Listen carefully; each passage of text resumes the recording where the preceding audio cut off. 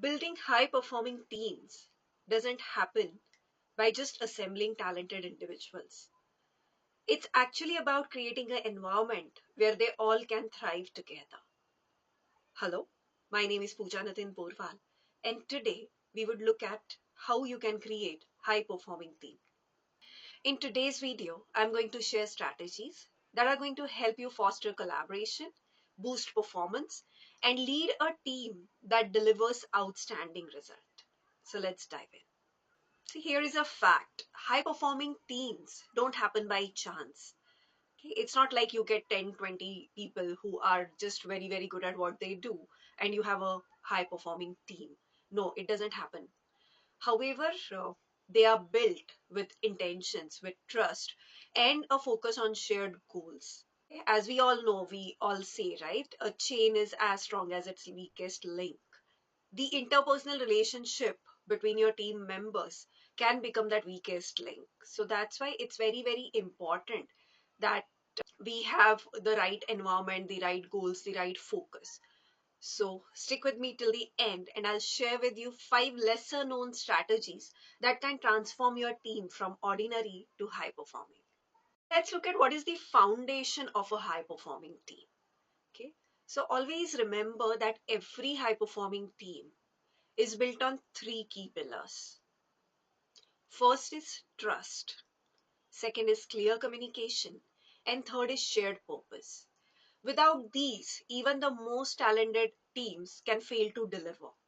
Now, you all can understand why these 3 pillars are important, right? Trust always have to be there because unless we trust our team member, unless we trust our team leader, we cannot really be high performing because there's always a doubt in our mind that whether I'm doing the right thing, whether whatever I'm doing, I'll get credit for it or not, whether the collaboration that I'm having with my team member, is it honest, is there integrity, is there authenticity. So that's why having trust between team members as well as between the manager and the subordinate is very, very important.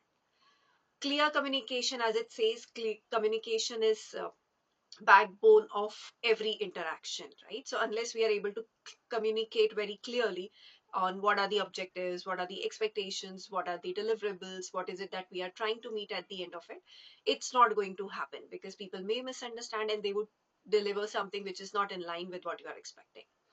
And the third thing, which is a shared purpose, we are talking about team performance here, right? So if a team need to work, they need to work in synchronization with each other. And that can only happen when they share a goal, when they are working towards the same objective that needs to be achieved at the end of the day. So let's explore how we strengthen these 3 pillars with some unconventional approaches. Number one, set team agreements and not only goals. And why does this matter? So basically, a compelling vision aligns the team efforts and motivates them to achieve a common goal. And how would you know whether this is happening in your team or not? How does it look like? So basically, when every member of your team understand the purpose of their work and how their role contributes to the big picture is when you have really achieved this. So while setting goals is very, very important and essential because that is your North Star, defining how team works together, how they collaborate is just as important. So team agreements include how decisions are made, how conflicts would be resolved, how successes are going to be celebrated. These agreement builds accountability and trust. So that's why it's important that you not only set goals, but you also decide how you are going to achieve them by doing these shared agreements. Number two, create an environment which ensures psychological safety. So we all know that trust allows team members to collaborate freely, openly, and share ideas, and also take risk without fear of judgment or even at times fear of failure. And how would you know that this is happening in your team or not? Just see how team members feel. Do they feel valued? Do they feel safe to voice opinions? Do you always get yes sir kind of responses, or there are people who are okay to challenge you on certain things or okay to disagree on certain things, or is your team always communicating and sharing new ideas, innovations in your meetings? Second thing is, do people feel okay to admit mistakes? Because admitting mistakes takes a lot of courage, and that people are able to do only with people that they feel safe with. And third thing is, whether you are having innovation coming in your team or you are doing the same thing in the same way all the time. So, just to sum it up, psychological safety means creating an environment where team members feel safe to speak up. They feel okay to make mistake. They share idea without the fear of judgment. And leaders can do this by leading with vulnerability. There's already a video available on my page, which you can go to see how you can become a vulnerable leader and become the support system that your team may be needing. So start by leading with vulnerability, acknowledge your own mistakes, imperfections, and sets the tone for that openness, honesty, integrity in your team.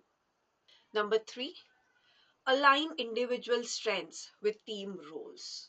You see, clarity eliminates confusions, reduces overlap, and ensures that there is an accountability. Now, why this is important? Why do we need to align strength to the roles, right? Multiple factors actually comes into picture here. First is when people's strengths are aligned with what they are doing, they usually do a really good job of it because they are good at it, right? It's their strength. Second thing, it helps them with their confidence because they're able to do it. They feel better about themselves. So there's a lot of self-confidence, self-esteem that comes into picture. Third thing, it reduces the overall time that people take to deliver something. So if it is something for which, let's say, member one of your team takes 30 minutes and the other member of your team who doesn't have an expertise needs 3 hours, then obviously it makes sense to give that task to somebody who can finish it in 30 minutes, right? Now there can always be scenario where you want to do certain cross training, and you can align people around that, but giving majority of work around people's strength really help the individual as well as the organization. Along with that, people need to have a lot of clarity on their roles as well. Clarity eliminates confusion, it reduces overlap, and it ensures the accountability that is there. And how do you know if this is happening in your team or not? Uh, just check how efficiently your team is performing. And if people really feel that all of their skills are utilized well, you can actually ask this in your team meeting and get some feedback. On the role side, just check if everybody is aware of what is their role, what they are supposed to be, what they are not supposed to be doing, and how it is complementing each other's contribution. See, a high performing team leverages on the unique strength of its members, use tools like Strength Finder or even DISC assessments to identify individual skills and assign roles that play to those strengths. People thrive when they feel their contributions are valued. Number four, conduct retrospectives, not just reviews. So, constructive feedback always enables learning, growth, and adaptability. And if you have really talented individual as part of your team, or even above average people as part of your team, majority of them would already be in this constant learning, growing cycles. So, if you are able to give them this constructive feedback, it would actually help them become better. This is something very easy to figure out whether it's happening in your team or not. Just see if your team is talking to each other. Are you really able to share feedback with each other and refine your processes or the way you do things? So when we do feedback, it's actually on the individuals, right? But then when we do retrospective kind of meetings, it's how the team is working together with each other, how the collaboration is really coming out. Hold retrospectives where team reflects on what is working, what is not working, what are the practices that can foster continuous improvement and empower the team to take ownership of their roles, of their processes, of their tasks and deliverables. So that's why it's important to have feedback and work on that feedback, and not only look at individual performance but look at how the team is synergizing within themselves. Tip number 5, celebrating small wins consistently. Okay, high priority teams prioritizes results over busy work, and this ensures that they focus on what really matters. And there would always be time when, even when you have done all the hard work and the right things, the outcome may still not be what you're looking for. Okay, and those are the time when you actually don't focus on the result but focus on efforts as well. So ensure that uh, Your team is measuring success by impact, value, and even learnings when you are failing rather than the efforts alone. So don't wait for that big milestone to happen. Okay. Recognizing small wins keep the morale high. It reinforces the culture of positivity and progress. A simple great job or quick shout out in the team meetings can go a long way. Remember, building high performing team is a journey. You never arrive actually because it's not a destination. So by focusing on trust, strengths, continuous improvement, you will create a team that will not only achieve high results, but they would enjoy the process of achieving it. Which of these tips you are going to apply first? Let me know in the comments below. And if you think you have learned something new here, then don't forget to like, subscribe, and share with people that this may help.